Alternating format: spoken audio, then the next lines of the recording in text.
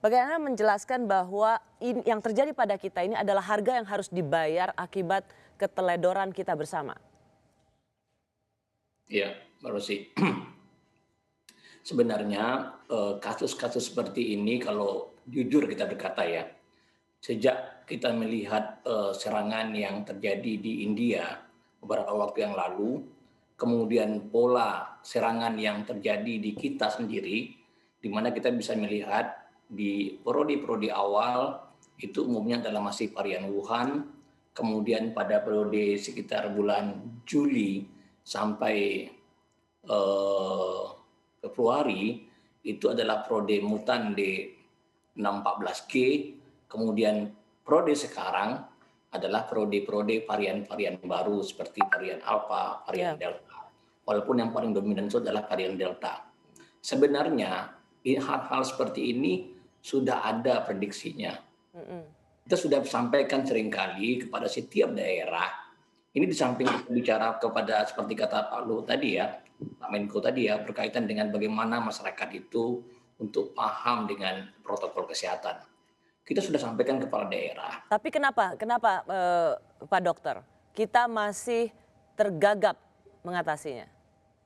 Jadi begini, kalau orang bertanya, di mana sih harus yang kita lakukan pertama kali dalam pandemi ini? Yang harus kita selesaikan itu adalah di hulunya, bukan di hilirnya. Bukan di rumah sakitnya ya? Rumah sakit itu hilir. Begitu semuanya masuk ke rumah sakit, pasti tergagap. Ya.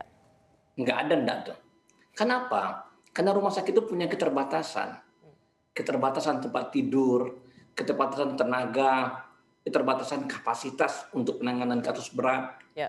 Kalau Nah, dokter mengatakan hulu, maka di mana persisnya? Apa persisnya itu?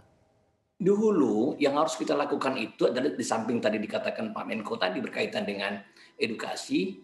Pertama adalah bagaimana kita meningkatkan proses tracing, penemuan kasus. Jadi setiap orang yang positif, berapa orang yang harus kita cari kontak eratnya. Ya. Nah, ini yang selalu didorong. Ini yang selalu dibentuk timnya, dibentuk sistem jaringannya, dievaluasi dan sebagainya. Itu yang pertama. Nah, bagaimana kepala daerah paham itu? Mm-mm. Nah, ini sulit kalau kita katakan. Ya kan? Kenapa? Ini agak dilematis juga. Kalau daerah itu banyak-banyak tracing, nanti banyak positif bagaimana? Apakah daerah itu akan jadi jelek? Ya. Nah, sebagian kepala daerah paradigmanya masih seperti itu Ya. gitu. Karena bukan tidak dipungkiri, banyak juga kepala daerah yang tidak menginginkan itu terjadi karena kemudian memperburuk citra daerahnya.